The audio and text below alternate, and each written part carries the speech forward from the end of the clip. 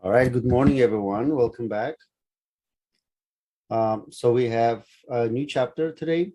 It's on galaxies. So last week we talked about Milky Way Galaxy. So now we're going to move to covering in general what galaxies are, the category of galaxies, and all those type of things. All right. So on Canvas, I have lecture notes, PowerPoint slides as well. Uploaded. So if you want to. You can print it, download and follow through. So let me, while we wait for some of the few other people to join us, so let's go ahead and, all right, open the slides.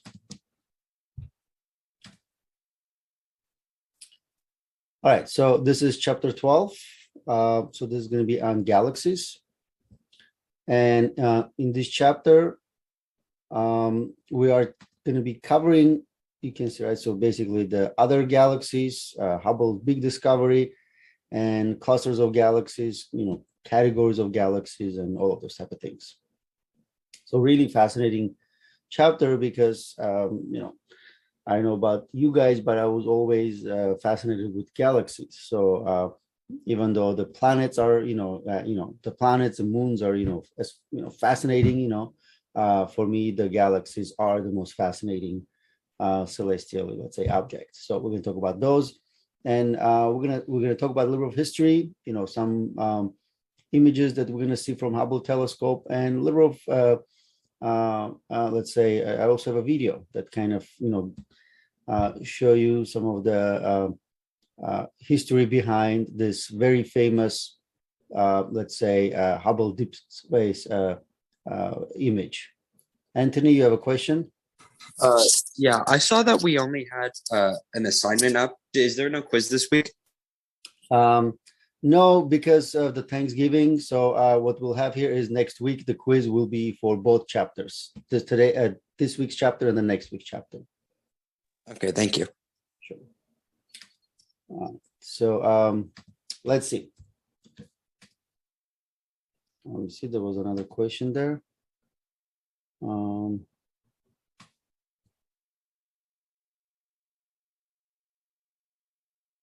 there's a question about if the final is going to be on campus or online. No, the final will be online, just like the midterm. So we don't have in class, any type of in-class meetings. Everything will be done online. Basically, final will be just like the midterm, just longer. All right, so here's that very famous image that Hubble telescope took. This I think about 16 years ago, that he took this picture, and this was probably one of our first images of galaxies. Let's say that, the clear high definition images of galaxies. And obviously, what you see right now, all of those dots are not stars. Those are all galaxies. So that means this entire image is filled with thousands of galaxies.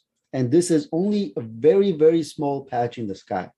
That means Hubble was pretty much pointing in one small area in space, and it took an exposure. That means, that about 10, 11 days exposure. That means 10, 11 days constantly, collecting, light from this region of space, and eventually, giving us this image. Now, it's important to understand that last week we talked about how the light from our center of our galaxy has, remember, so that we call that extinction. So the light photons basically get absorbed, get re-emitted, scattered by the time it reaches to us. Same thing with the galaxies as well. That means by the time the light reaches to us, they have to go through a lot of other, other galaxies, other dust and things like that. So to actually have an image like this, you have to collect light for a very long time. And 11 day exposure, basically what it took to get this beautiful image. And there's a little bit of history, right? So you can see, right, in this view, there are nearly 10,000 galaxies. So this is known as a Hubble ultra deep field. So the snapshot includes galaxies of various ages, sizes. And one of the things is that some of them are very close, some of them are very far away. So generally, some of them are fainter, some of them are much brighter, right? And in a way, the ones that are a little bit in the background, they're not necessarily small. That means they're very, very far away. So you can see, right, the smallest, reddest galaxies, and you can see, right, there are some, there are red, distinct red, some are distinct blue. So there are galaxies about 100, maybe among the most distant known existing when the universe was just 800 million years old. That means 800 million years after the Big Bang, those galaxies were formed. The nearest galaxies, the larger, brighter, well-defined spirals and ellipticals, thrived about 1 billion years ago when the cosmos was 13 billion years old. So the next few chapters are going to be on what we call cosmology. So it's going to be the liberal history of the, let's say, universe, how the universe was formed and things like that, right? The Big Bang theory and all of those things. So we're going to come back to all of those dates, right? The 13 billion years, 14 billion years. But this just basically in one image, we have history of our universe. Basically, the galaxies that are formed very early in the beginning of our universe, right? 800 million years after the Big Bang is basically very, very young. I mean, very, very young in a way that very close to that the beginning of the universe. So at the time, basically, those are the very, very first things that they were forming. But let's say 1 billion years ago, some of those galaxies, right? They're only 1 billion years old, meaning that they have probably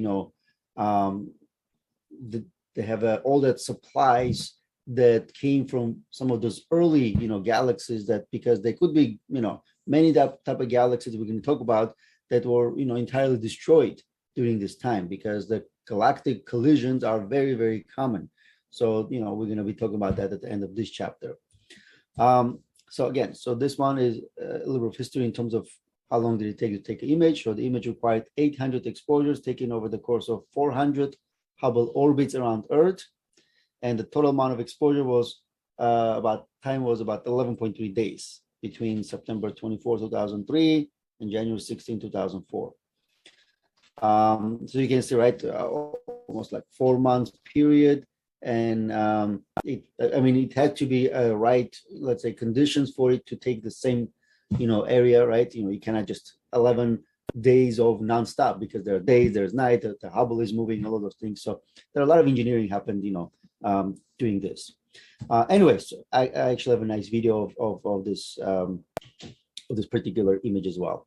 So if we look at then this the Hubble deep field image, this is in a way was to us, right, when we would look at the sky, it was like an empty region of space. So empty region of space, there were like barely any stars, because we don't want local stars to interfere with the with the light that we are collecting for those for those galaxies. So that means it was completely empty region of space for us.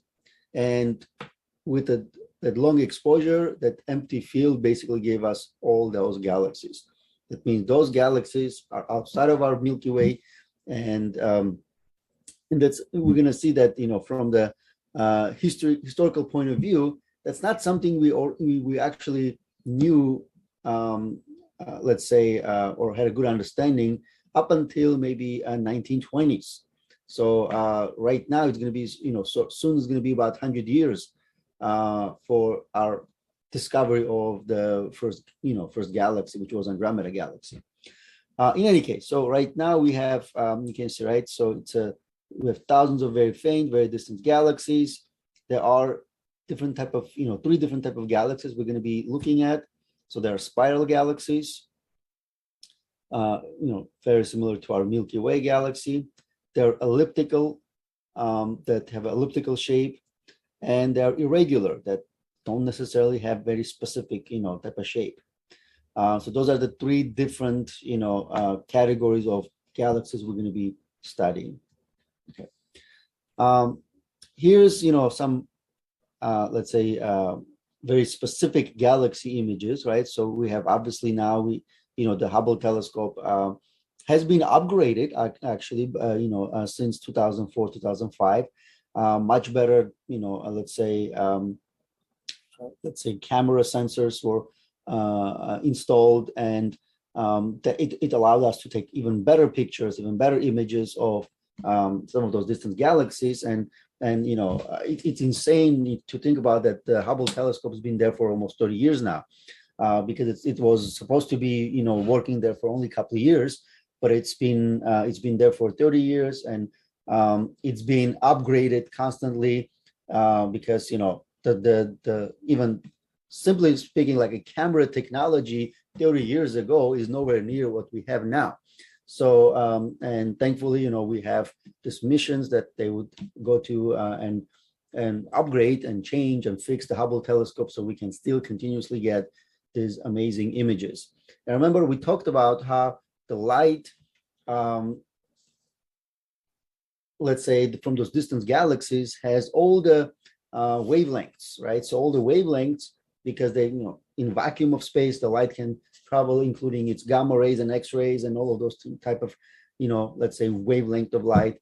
But most of them gets absorbed by our atmosphere, right? So when it reaches, reaches the ground, and we can't really take any of these type of images from the ground telescope. So that's why it was important to have a telescope in space, right, above our atmosphere, so we can take these images and basically take advantage of the full, let's say, spectrum of light that we're receiving from those stars.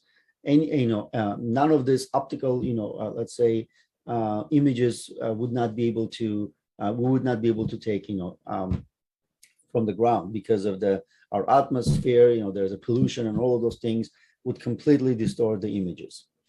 But thankfully for us, we have that, but it was definitely a long road. So for a very long time, we did not know that there are other galaxies.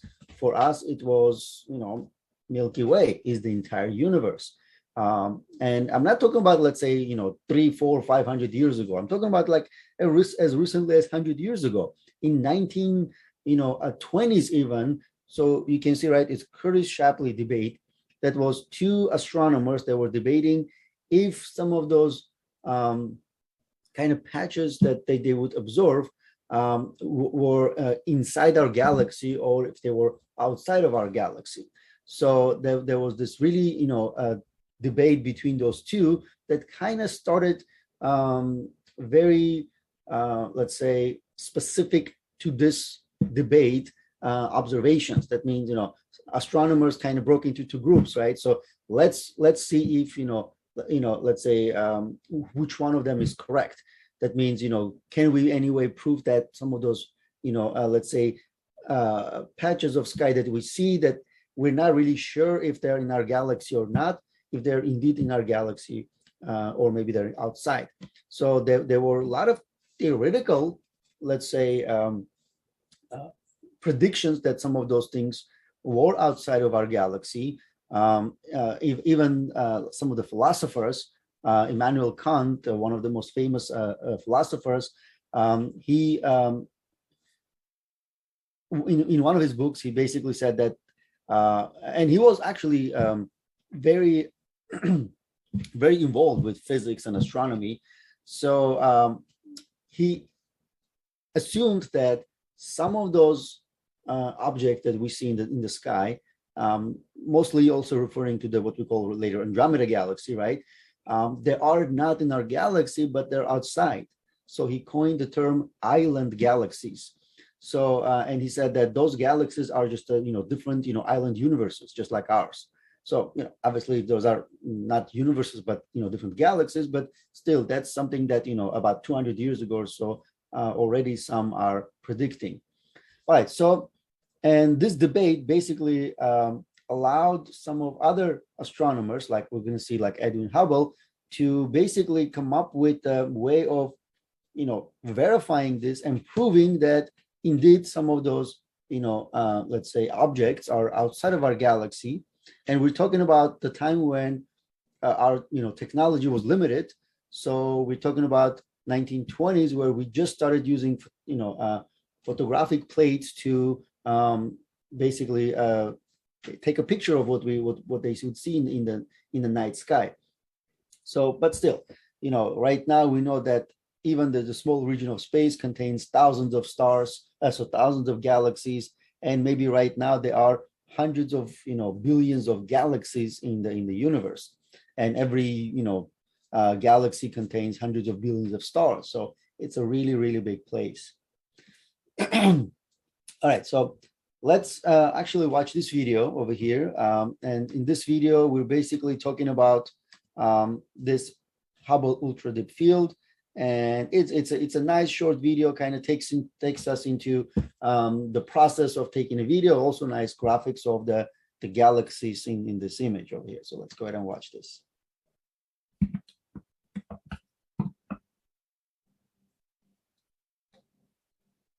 This is one of the deepest optical images of the universe ever taken.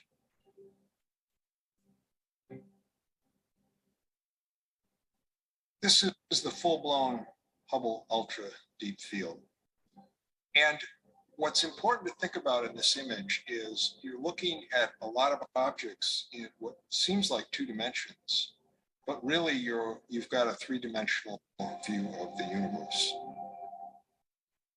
The light from the most distant galaxies has taken billions of years to travel across the universe and reach Hubble. By taking this picture, Hubble was literally looking back in time to see the very early universe.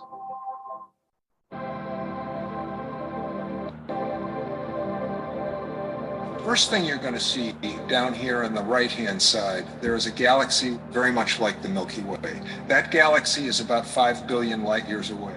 So we're looking back in time by 5 billion years.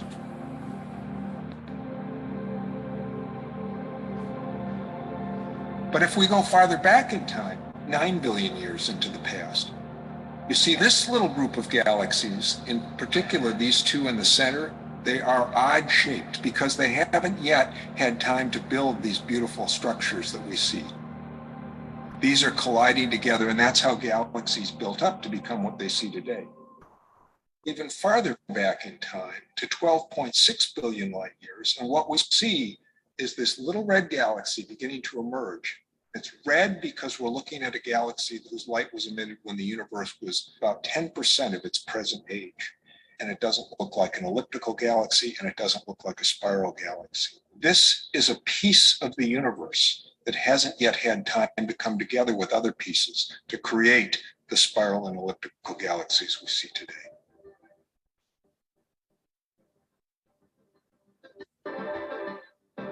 Hubble had looked back in time towards the final frontier, the dawn of galaxies. It had captured almost 13 billion years of history in a single image.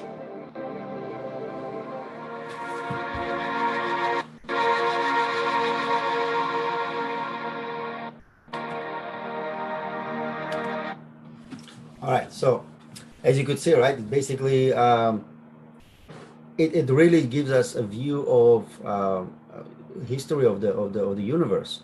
So that very distant galaxy that we just looked at, that red one, remember, when we see that red galaxy in this image, it's not how it is right now. That galaxy basically looks completely different now. But what we're seeing here is the light coming out of that galaxy 13.5 billion years ago. That's why when we see it, it doesn't have a shape, because when that light basically was radiated from that galaxy was just forming. But it took 13.5 billion years for just that light to reach our Hubble telescope. So that's what's fascinating. That means we are looking at something which is, basically might not even be there. We don't know if it's there or not. But what we can see here is that that's the image of something 13.5 billion years ago. So that's why it doesn't really have a shape, because there weren't a lot of other galaxies that it can collide with, collect material, and things like that. So it's to me, it's very fascinating. All right, so after that debate in 1920s, then we have Edwin Hubble, who was actually working at Mount Wilson here in California. We had one of the biggest telescopes in the world at the time, 100-inch telescope, and he was able to use that telescope and to show that indeed some of those objects that we previously thought that could be planetary nebula, they were actually indeed, they are not planetary nebulas, but they are distant galaxies. Remember, just a quick review, or just a reminder what planetary nebula was. Remember, we talked about how a sun-like star, when it's about to die, it will expand. It will basically become a red giant, and eventually it will lose its outer layers. So it will just basically be like a puff, right? So it loses, and very slowly all that gas disappears, and that is basically what we call planetary nebula. And for example, Andromeda Galaxy kind of looks like a planetary nebula, but unfortunately, we didn't have a technology to realize that it's not a planetary nebula, but a distant galaxy, because it was very, very far away. It's 2 million light years from us, even though in that image that Hubble telescope took right now that we were looking at, there were galaxies that they were like 10 billion light years from us. It just, at the time, even a 100-inch telescope will barely show us the, images that were only a few million light years from us. In any case, he was able to show that basically it's a different galaxy. And Andromeda Galaxy basically is not part of Milky Way because it's too far away. And the reason he was able to figure out is because, remember, we talked about in previous chapter how mapping our own galaxy, we would use these variable stars, Cepheid variables, and Cepheid variables are very bright stars, but they fluctuate over time, and we can measure their period and use that to figure out basically the distance to them, and that's what Hubble did. He was able to find a variable, Cepheid variable stars inside those distant galaxies, and when he would measure their apparent magnitude, he realized that he was getting a very small, very low apparent magnitude. But he knows that Cepheid variable stars are extremely bright. So the only reason they would appear that faint is because they're really far away. So from that, he was able to kind of deduce that it's probably about 2 million light years from us, that Andromeda Galaxy, which means that from our understanding of our own Milky Way galaxy, it has to be way outside of our Milky Way galaxy. So let's see, there's a question. Do stars exist within the empty spaces between all those galaxies?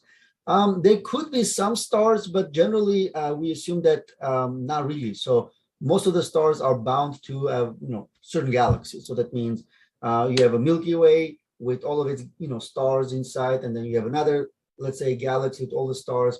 If any stars are between galaxies, they will eventually be pulled by the gravitational force towards one or the other. When they eventually get a little bit closer to one or the other, they will eventually be trapped and pulled toward the galaxies. So over time, you can assume that, they are basically galaxy, and relatively empty space, maybe with some runaway let's say stars or planets or something like that, but mostly empty space. But those galaxies are moving relative to one another and eventually colliding. So sometimes after the collisions, they will move, they collide and move away, and then you might have some stars basically leftovers and things like that. So yeah. All right. So Edwin Hubble, let's say right now considered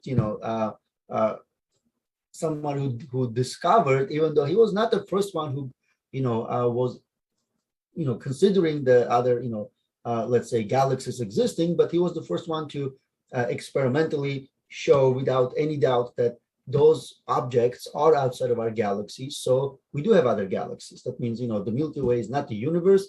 Milky Way is just another galaxy. So the Hubble basically able to eventually, do even more experimental observations and things like that. So he came up with 3 different, let's say, types of galaxy classifications. So we can see, right, it's like a tuning fork diagram. So we have So like, let's say elliptical galaxies, and they can go from, the E stands for elliptical.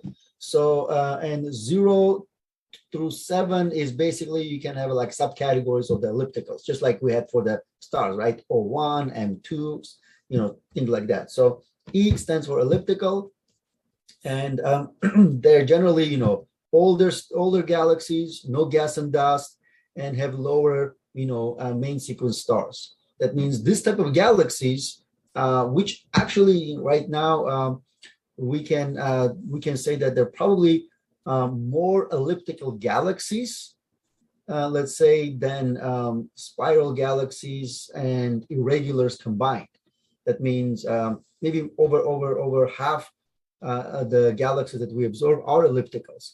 It just, sometimes it's hard to, it's much easier to see the spirals. They're much brighter.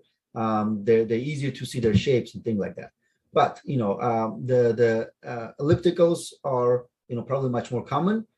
Irregulars are less common, and it's easier, harder to see them because they are, smaller and fainter.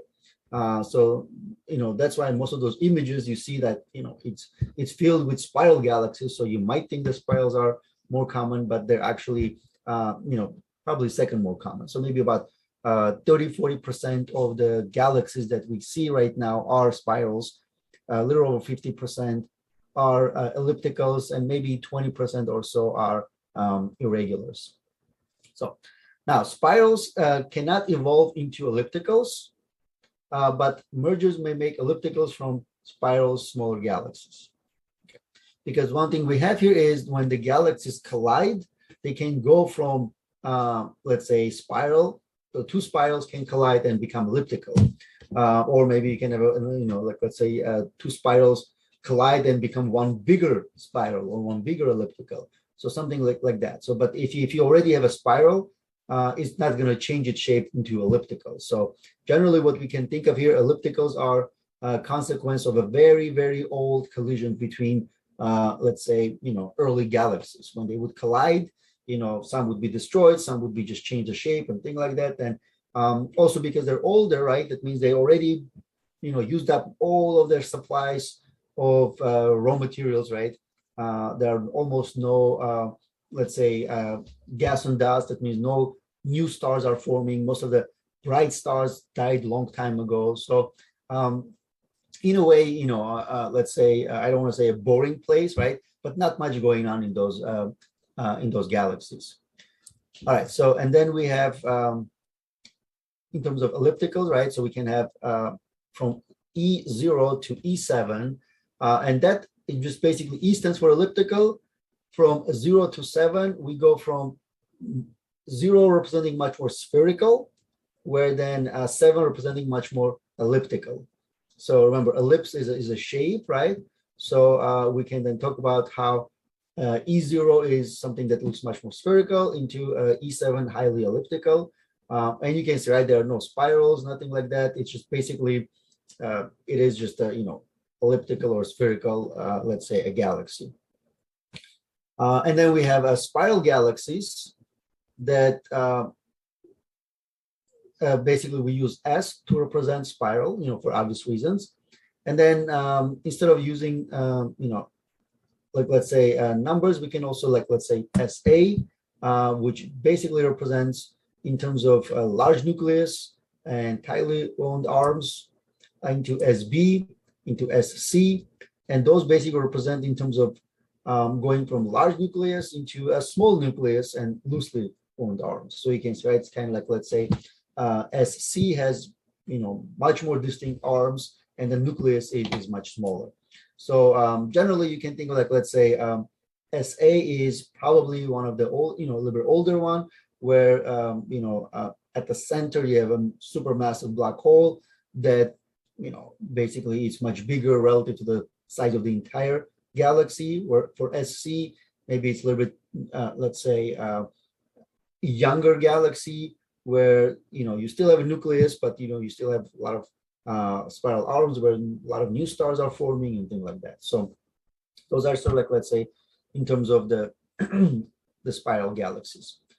Well, we can also have irregular galaxies that are no obvious shape, you can see, right? And the reason that, let's say, we have irregular galaxies could be because when let's say one galaxy collides with another galaxy, and maybe they destroy each other, and this is just a leftover. So it's just a remnant of the galaxy that collided with something else, or something like that. So it could be something like that, or maybe an example of a very old galaxy that still didn't have time to form. Because remember, again, we are looking at back in time. So maybe when we are looking at this galaxy, it's still in the process of forming. So that's why it doesn't really have a shape. So, but the idea here is that when we are looking at one of those Hubble images, right? So we see different shape and size of galaxies. So we categorized everything that we see over there. All right, so there are also some galaxies, spiral galaxies, that have a very distinct kind of bar at the center. So you can see, right? So it's a kind of something like that, right? So and some have this basic bar structure, and even that bar structure can go from basically different levels. So we call that barred spiral galaxies. So then when we talk about spiral galaxies that do have this basically this structure inside, so we add this extra letter B instead of SA, SB, SC. So we SBA, SBB, right? So something like that, indicating that we are talking about spiral galaxies that have this bar structure inside. And our galaxy is basically like that. Our galaxy does have a bar, so it is, Milky Way Galaxy is a barred galaxy. All right. Now, the spiral galaxies, generally, as I said, right, maybe a little bit younger galaxies, so they are rich in gas and dust, where ellipticals are almost devoid of gas and dust. And the reason that, let's say, the spiral galaxies are more active is because of this, because gas and dust is a raw material for formation of the new stars. That means if you have a lot of gas and dust, that means you can form new stars. So that's why maybe we can say that these galaxies are more active, that they're still forming stars, where the ellipticals are mostly very, very old stars, very faint stars as well, right? Because remember, most of the very bright stars are either very big or very young. So, and if there are no gas and dust, that means no new stars are forming. And very bright stars, remember, they don't have a long life, right? They few million years, few hundreds of millions of years, and basically they die in a bang. So the idea here is when you look at the elliptical, almost no new stars, almost no bright stars, mostly like sun-like or even fainter stars, and that's why we can talk about how a little bit more older galaxies compared to the spirals. All right, so galaxies with disk and bulge but no dust are termed S0. So again, S means it's a spiral galaxy. 0 means it's basically with a disk and a bulge but no dust. So it's basically, this is kind of like one specific type of category of spiral galaxies. Now, one thing we have here is, spectra of galaxies. This is basically representing the light that we're getting from those galaxies. Because remember, the galaxy here is, again, it's just an object we see in the sky. So the only thing we're getting from those, just basically the light. So we can put it in a, running through, so like, let's say, spectrograph, something like that, and be able to figure out even like, let's say, individual stars and things like that inside. So you can see galaxies are made of billions of stars and thus have a total spectrum that is an absorption line spectrum. Okay, so that means the galaxies, give us absorption light spectra. For example, our sun gives us, same thing, right? Absorption light spectra, emission light spectra. So, so there are several types of, spectra we can see. Remember, there is a continuous when you see the entire, the light, when you see emission, when they emit, and then we see absorption, when they basically absorb and then re-emit. Okay. Now, in the 19th century, we can say, thinking the universe is infinitely old and static. So that's basically kind of like independent of this discovery that we've been talking about. This is mostly in terms of, let's say, our universe. Was our universe there the entire time? Remember, so I'm talking about here before even we, let's say, came up with this idea of the Big Bang. Okay, so the Big Bang is even younger theory. So it's in 1920s and 30s and 40s. That's when it was developed. But before that, 19th century means that in 1800s, there was really poor understanding of the universe itself. Not only we just thought that, the Milky Way is the universe. Remember, like, let's say at this time, we didn't even have a good map of the Milky Way. In the last chapter, we talked about how the Milky Way Galaxy was mapped in, 1800s. Not necessarily accurately, but still, they were the first attempts of mapping the, let's say, the universe, which at the time was pretty much Milky Way Galaxy. The idea here is that when we're talking about 19th century, we're talking about, let's say, our understanding of universe was that, it's been like this before, and it's going to be like this, going forward. So that means it's infinitely old and static. Nothing changes. Okay, because remember, any type of change in the universe takes such a long time that for us, right? I mean, we have about what let's say best of us have like 80, 90, 100 years life, right?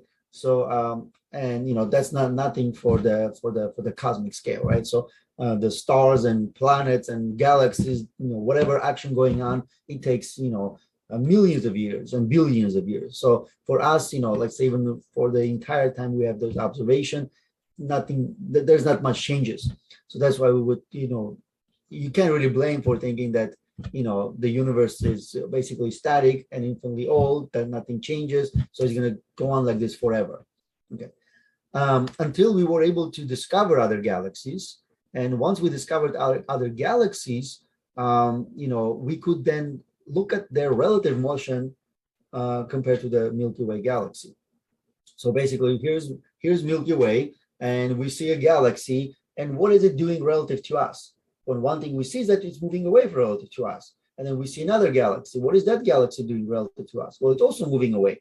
And then what Hubble was able to discover is that most of those galaxies are moving away from us. That means they are kind of, going away from us. So this is basically this island galaxies. So what he discovered is that, distant galaxies, especially distant galaxies, not necessarily the local ones. The local ones are kind of move relative to us. But much distant galaxies, they are moving away, okay, or receding, from us with a very specific speed that he was able to calculate. Okay, so this is basically what we call the Hubble discovery was that the galaxies don't just sit there in static. They are moving, but also moving such that they're all kind of moving away. So, and obviously, that's scientists, astronomers have their own techniques, right, to do that. And, for example, here we can see that this particular galaxy, in terms of redshift is one of those Doppler effect techniques that we can use to see that the planet is moving away. When a planet or an object moving toward us, then it's basically a blue shift. So red shift is moving away, blue shift is moving toward us. So what he discovered is that most of those galaxies exhibit redshift, and that's basically over time. That means it's not like one observation or two observations. It's years or decades of observation show that basically all those galaxies are redshifted. That means they are all moving away from us. All right, so for example, this galaxy is 55 million light years from us. Okay, and so that was a Virgo. This was a galaxy in the Virgo. There's another in Ursa Major, which is 700 million light years. So the first one is moving away from us at the speed of 1,200 kilometers per second. Then if we go further, 700 million light years, Then there's another galaxy over there that's moving away from us with the speed of 15,000 kilometers per second. So you can see, right, that the speed increases. And that's something like, let's say, what he was able to discover, that if you go to 1 giga, which is 1 billion light years from us, then that galaxy even moving away from us at the speed of 22,000. So further galaxies moving at a faster speed. So, and it was able to then plot this in a graph like that, where you have velocity, how fast they're moving relative to how far away they are from us. And plotting that, he was able to see that further they are, faster they're moving. So there's this, there's curve over here that kind of gives you, let's say, basically nicely matches that particular data, right? So he had this, then, well, there's more. So like, let's say 1.8 billion light years away. If you look at another, system, it's moving away at 39,000 kilometers per second. So that means this was obvious. That means further it is, faster they are moving away from us. And even you go from 2 billion light years, then we have 61,000. And that's redshift is basically the best observational data he had in terms of, to show that all those galaxies are moving away from us. And this particular diagram is one of the most famous diagrams, let's say observational, right, experimental data to show that, those galaxies are moving away, which means universe is expanding. That means universe is not static. It's not just sitting there. And that was a very important thing, right? So let's say if we are here and then, or things like this. So let's not put us there. So let's say if those are galaxies and they're all moving away from each other.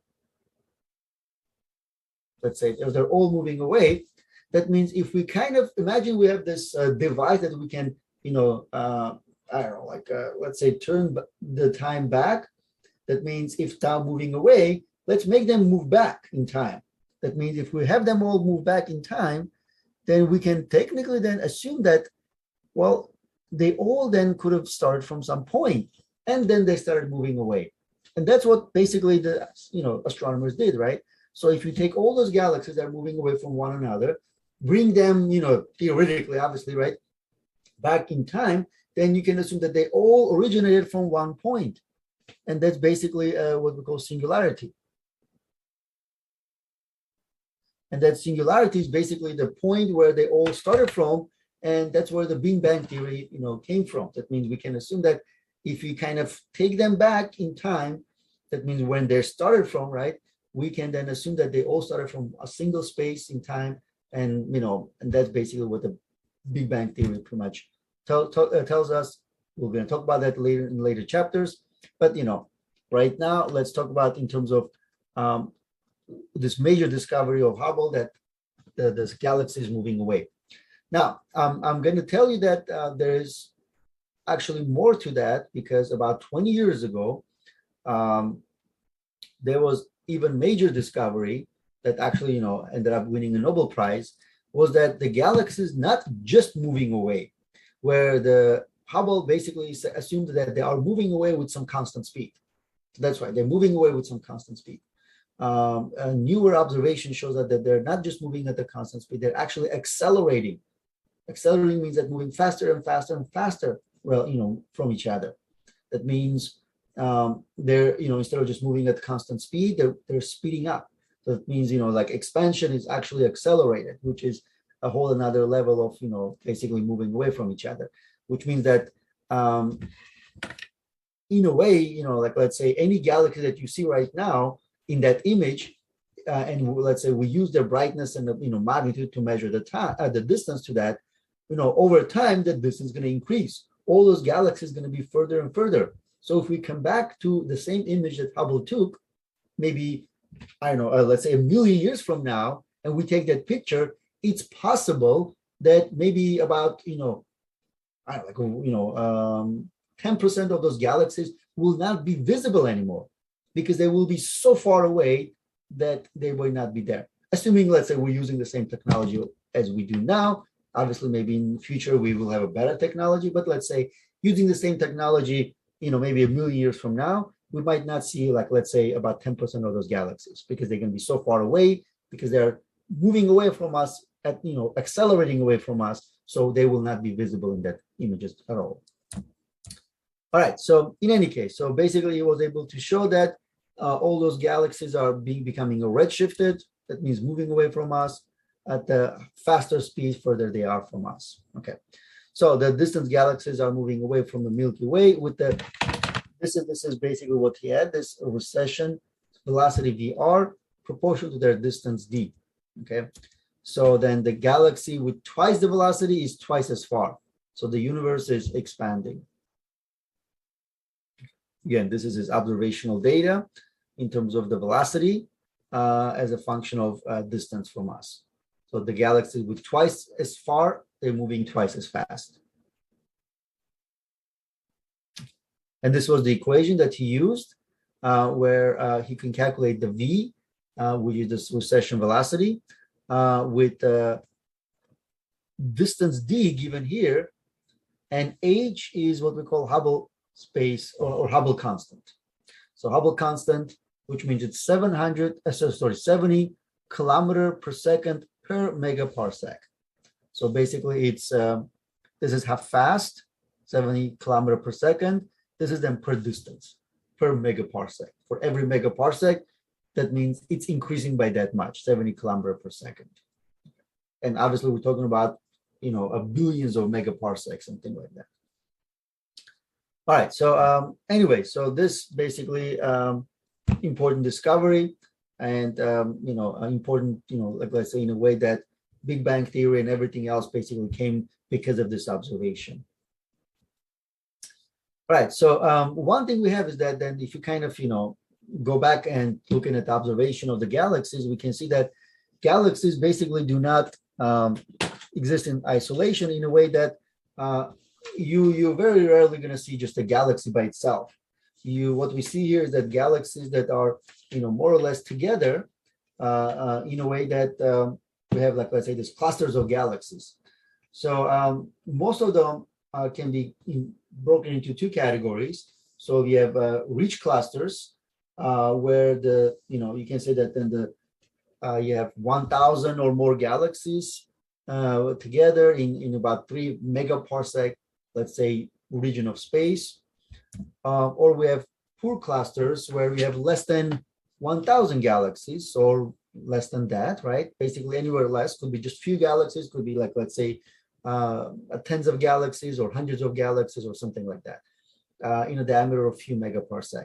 So that means you have a megaparsec is a very large let's say region of space. Remember, so you can think of, like, let's say our Milky Way is only a few hundred, let's say about 100,000 light year, and light year is even a smaller distance measurement than the parsec. So this is, we're talking about maybe, let's say, like hundreds of or thousands of Milky Way equivalent, region of space. So so that's why you can see, right, rich clusters. Imagine, right, in this region of space, you have then thousands or more galaxies. So it's a very, very dense cluster, and then you have a region where there is a smaller, let's say. Well, for example, we're going to talk about the Milky Way and our local cluster, and then from that we can see which one is it. Are we in a rich cluster or are we in a poor cluster? Just remember, in terms of rich is 1,000 or more, poor is less than 1,000. Okay. All right, so one thing we can talk about here is general relativity. So general relativity, we talked about the relativity before. That's Albert Einstein came up with the concept of relativity. But this is a little bit different because the idea here is when we are absorbing the distant galaxies, right? When we're looking at the stars, the galaxies and the light that's coming from the galaxies, we also have to be careful because sometimes light can be distorted, or it can basically be bent because of the gravity. Because according to general relativity, light will be bent toward a massive object when it passes it. That means what you see here is, let's say, you might have let's say something right here. Let's say there is a galaxy, and let's say we are here. So let's say we are here. This is Earth, and we're looking at that galaxy. See, the light just basically goes and reaches our eye like that. no problem there. But then, let's say there is, I don't know, a black hole right here in this region, or maybe another, another galaxy or something like that. So then what we have here is that, see that this light kind of doesn't go through like this anymore, or it can go like that. But, mostly what happens here is this. When the light comes here, it bends away like that. So it is being bent by this particular galaxy or a black hole, or any type of maybe a clusters of galaxies. Now what we see here is actually when this light reaches us, so what we see here is that this galaxy that was right here appearing to be right there, because it was bent like this. So we kind of see what's kind of it shows, right? That means our let's say view of this galaxy will be somewhere over there. So that's what we call it apparent view. So that means it will appear to be there. So when we're making our maps, well, then we'll make the position of the galaxy over there. But in reality, the galaxy is right here. It just, the light is bent by the presence of other celestial objects, other galaxies and black holes and so on and so forth. So that's something that scientists have to take into account, because that makes a big difference when you are observing something, because this is again, according to the general relativity, that's basically something that can happen. And that's actually how the general relativity was proved. They were able to see how the light is being bent. Our sun bent some of the light, so then some of the objects appear to be in a different place than they actually are. So this phenomenon is called gravitational lensing. So gravitational lensing is, now that we know about this, we can basically factor out let's say this into our equation, into our calculations. But that's, again, it's something that we should kind of take into account, right? And I don't know, this maybe these are kind of a bit too small for you guys to exactly see, but that's what we have. See, this is Earth, and here's a galaxy.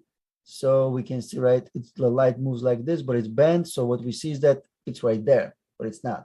And then we see over there. That means we can see sort of like, let's say, two different positions of the same galaxy. So that means we have to kind of be careful and take all that into account. Right. Now, one other thing it can be due to, remember we talked about dark matter, and basically, let's say dark matter can also bend light. So that can allow us also to then, maybe be able to detect the presence of dark matter, because then, we don't see anything in the region of space, but it bends the light. So, well, one thing that dark matter does, it interacts through gravity, and general relativity is then study of gravity. So that's that's why gravitational lensing, right? So that means this is one of the ways that we can actually technique use to find this invisible dark matter. By the way, I found a nice video on dark matter. I'm going to be posting on Canvas for you guys to if you're interested, you can watch that.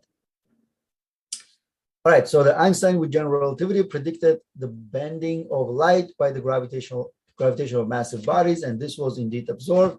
So remember, his theory, the general relativity, was theoretical, and nothing in science can be basically approved, right, unless it can be verified or accepted, right? It can be verified by observation. And that's what we had, right? His observation, there were observation of his, theories done in 1920s, about the same time almost, where the light was observed to be bent by the sun, and that pretty much basically sent him from a famous scientist to basically a world celebrity, because once that theory is basically was accepted, he became the most famous scientist in 20th century. All right, so you can see, right, so this just represents how here's a star. So the light, instead of moving like that toward us, is basically because of the curvature of space. That's what basically predicted by the Einstein for the general relativity. It is bent like this. Then what we see here is apparent position of the star. So it appears to be there.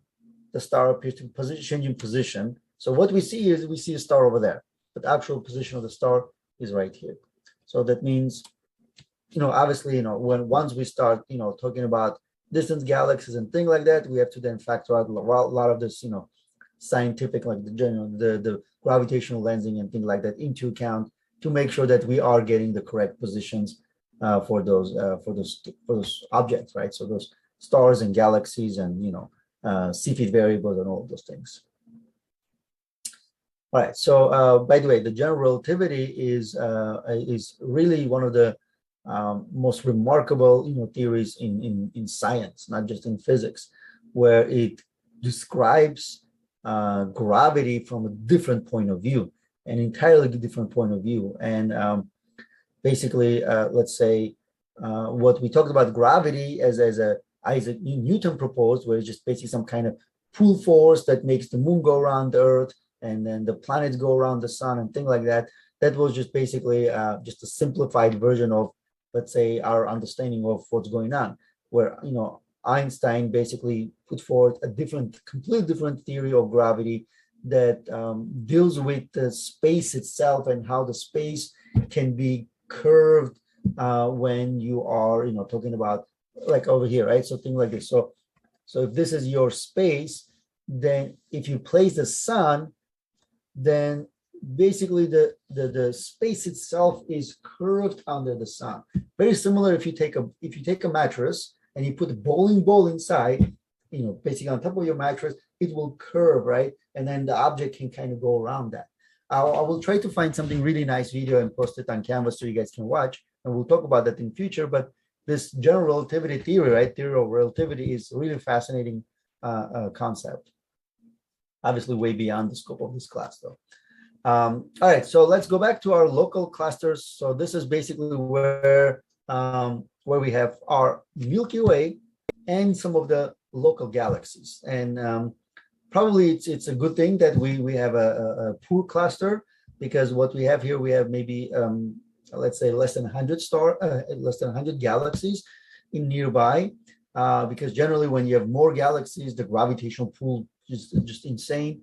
But what we have here is right now the Milky Way Galaxy is, let's say it's right here at the center, and all of the other galaxies around us are relatively small galaxies, except Andromeda Galaxy.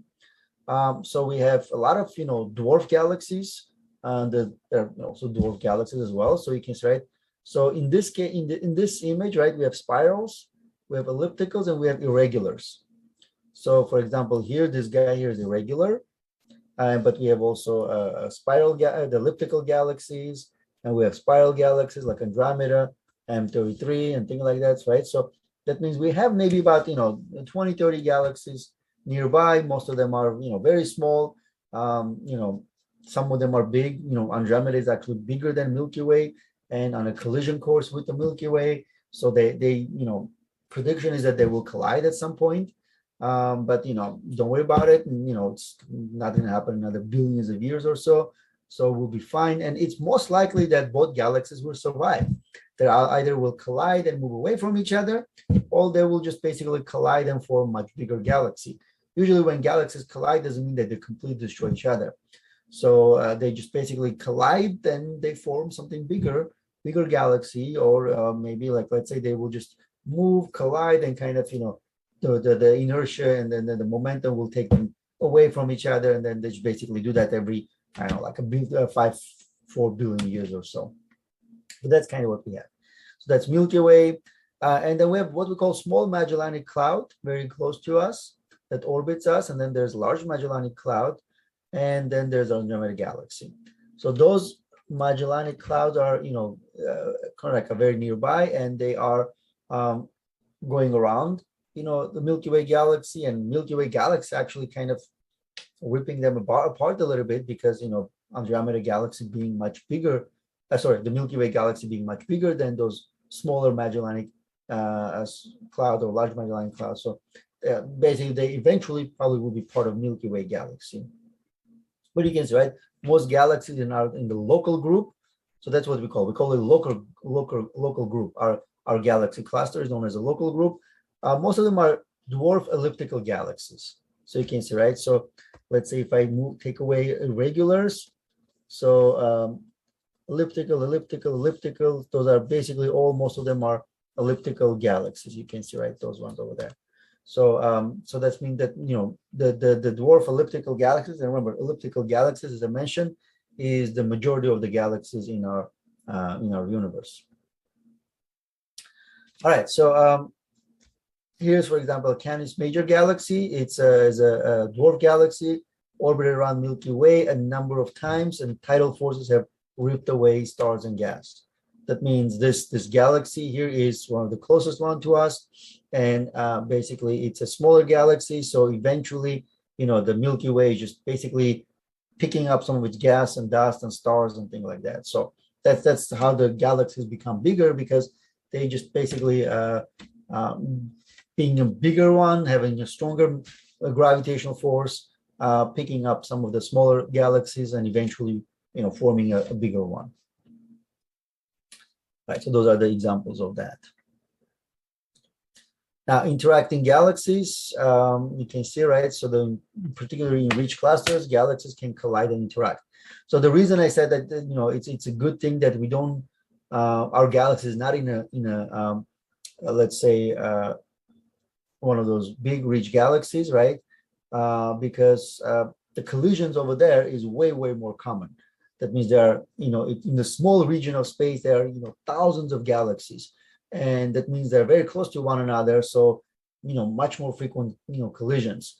So, and here's an example, right? So you have a ring galaxies, you know, a collide, and you can see that, you know, those are the tidal tails. So those are basically the effect of the collision, you know, between galaxies.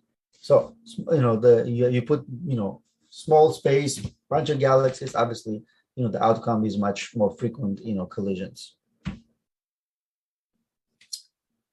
Okay, so Sanjeev saying Andromeda due to collide with Milky Way. Yes, as I already mentioned, yes, Andromeda is on a collision course with the Milky Way. I think that, you know, last time I read it was maybe about, you know, it will happen in a couple of billion years, so nothing to worry about, as I said. So, but, you know, they are on a collision course. So that means Earth, you know, can be destroyed during this collision, even before Sun can destroy Earth in a way. So, but again, so it's not, you know, again, it's not 100%. Remember, there's so much empty space between star systems, right? So then when two galaxies collide, it's possible that, you know, a very few, let's say, stars will be destroyed or something. Mostly it's just basically they're interacting with one another and then moving away or become just one bigger one. So most likely that will be the case. All right, so but one thing we have here is that generally when galaxies collide and some stars are destroyed, that can actually trigger, you know, what we call starburst. So it can actually trigger even more, you know, star formation, because remember, whenever you have a gas and dust, this is regions where there's a gas and dust, by themselves, the gas and dust not going to do anything. They're not going to form stars. You need some kind of trigger. Something explodes, something, you know, sends a shock wave, and that energy then generates, so like a, let's say, a catalyst, right, to start the star formation. So generally, in order to have a new star forming, we need to have something that's dying, which is kind of like, let's say, sad, but that's kind of like the life, right? So to have something, you need to, you know, take away from something else. So that's basically how the stars are forming. They would never be formed if another star nearby doesn't die and sends, you know, basically all the energy, all the shock, all the material toward this new region where then new stars can be formed. All right, so yes, about several billion years.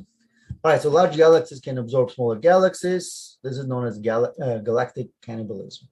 So, and that's, you know, what technically Milky Way is doing, right, to those large and small Magellanic Clouds. So it's small, you know, in small pieces, right? It's basically, you know, pretty much eating them, right? So like, let's say it can collect. So I guess it depends. Like, let's say by the time Milky Way and Andromeda collide, maybe the Milky Way will collect enough material, start hitting all those nearby galaxies, and it can be as big as or even bigger than Andromeda, and you never know what happens then. All right, so here's some examples, some fascinating images of those type of galactic cannibalism, right? So we can see that as they get closer, right? So basically they combine into a one bigger galaxy. So in a way, this is probably a little bit more let's say this naming of cannibalism. It's what they're doing is just basically they combine into something bigger, right? So it's not like, let's say, they just eating them, destroying completely the smaller galaxies. No, the bigger galaxy just basically, it's think of like this, right? It's like you playing one of those, let's say those war games, right? The Risk or something like that, when big country just absorbs the smaller countries and becomes even bigger, right? So that's kind of pretty much what happens now. So the galaxies basically just absorb, smaller galaxies and become bigger and bigger. Bigger they are, then more galaxies they can absorb, things like that.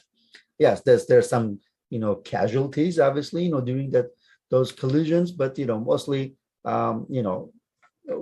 if that was the case, then everything would have been destroyed right now, right? So because most of those galaxies that we see at some point collided with something else. So, but we don't, there are some remnants of that, but still most of those stars inside those galaxies are, alive and kicking. All right, so a lot of times you can see, right, mergers of two or more galaxies may form an elliptical galaxy. So most of the elliptical galaxies are in the beginning when different type of galaxies merged and became an elliptical. So that's that's kind of like one of the theories. Now, one of the things we have here is we use IR, which is infrared, and radio to map out the spiral arms. That is where the gas and dust is concentrated to make new stars. So this is something that we call neutral hydrogen. So one thing we have here is for us to map the size of galaxies is to be able to find this neutral hydrogen. So it's important to understand that when we talk about hydrogen that is close to stars, they're not neutral. They're usually, it's so hot nearby those stars that hydrogen basically always in its excitation form. It's always what we call excited hydrogen. That means, it has some of the electrons ripped off or something like that. But if we talk about the hydrogen that's extremely far away from the stars, then it's in neutral form. Okay, so this is basically in the region between the stars and things like that. So one thing we can do here, we can look for what we call neutral hydrogen. And we can find those neutral hydrogens because they have a very specific unique signature. So the way they work in this nice diagram is like this. So let's say neutral hydrogen means that it's not ionized. That means it has one proton and one electron. Proton is a positively charged, electron is a negatively charged. So one positive, one negative cancel each other. So that's why it's neutral. So this is the proton sitting in the middle, and this is the electron going around. Okay. So so what we have here is, imagine, right? So that they basically have in this image, right? Let's say they both have the same spin. So their spin here is thing like this. It's basically, let's call it up. So both have an up spin. And you can see, right, this guy here sees the electron has an up spin and say, okay, spin your own direction. Okay. Well, which means that, now electron just basically flips and changes the, spin into downward now. But when it does that, it sends a very specific wavelength, okay, which is, if we measure, it's exactly 21 centimeter long. That means every time an electron of a neutral hydrogen spins from up to down, it does that, occasionally, it sends this very specific wavelength, 21 centimeters. So if we look all the region around us and find the signature of, a wavelength with a 21 centimeter, length, then we know this is coming from a neutral hydrogen. And that's what we have, right? So neutral hydrogen emits radio waves, and whenever this, this have a spin flip, and it does that, at a very specific periods, then we can measure that, and we can understand that that region has basically neutral hydrogen. And neutral hydrogen means that at that point, right, we can assume that there are no stars, because if there are, or basically it's a region where the new stars can form. because there are no older stars to, excite this hydrogen. They're not excited, they are neutral, and neutral hydrogen is eventually can be, let's say, an area where the new stars can form in the future. Okay, so that's kind of like hydrogen prefers to be in a lower energy state, opposite spins for the proton and electron, and whenever the electron spins, let's say it's sending this 21 centimeter wavelength. All right, so anyway, so 21 centimeter radio observations reveal the distribution of neutral hydrogen throughout the galaxy. Here we show our Milky Way, for example. So, and you can see right there's the sun, and this is the galactic center, and neutral hydrogen concentrated in spiral arms. So that means we can map out the entire region and see where we have this neutral hydrogen, and we don't find any closer to the galactic center, but we found a lot in spiral arms, again using the Doppler effect and everything. All right, so using this, right, distribution of dust from infrared observation, so the central bar, which basically, remember, so there those certain spiral galaxies do have those bars, right? So then the central bar surrounding by the ring, and then what we have here is distribution of stars and neutral hydrogen, basically in that diagram. So most of these regions, right? So we can say that those are the, where we have those, neutral hydrogen, because everywhere closer to the center, everything is basically brighter, means that they're more or less in the excitation form. So that's why Milky Way model, artist conception, and has to be an artist conception, because unfortunately we do not have, a way of traveling outside of a Milky Way and taking a picture.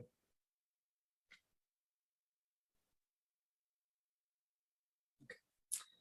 All right, so spiral density wave is just another way for us, sorry guys, we're pretty much running out of time, but I'm pretty much done, right? So what we have is the spiral arms are basically stable shock waves called spiral density, and it's like traffic jam behind the slow track, so influence the star formation. So in a way, basically that they influence how the stars are forming, and because there are more material, right, in the spiral arms compared to the central bulge, right, part, so there are still, stars forming in those spiral arms. Okay, all right, so that's about it for this chapter. Remember, there is no class on Thursday. We have Thanksgiving. So, but I was able to, cover everything in this, particular chapter. So, you should be able to do the assignment, and then the next week we'll then just continue, and then you will have a quiz on both chapters the end of next week. All right, guys. So that's it for today. Let me know if you have any questions.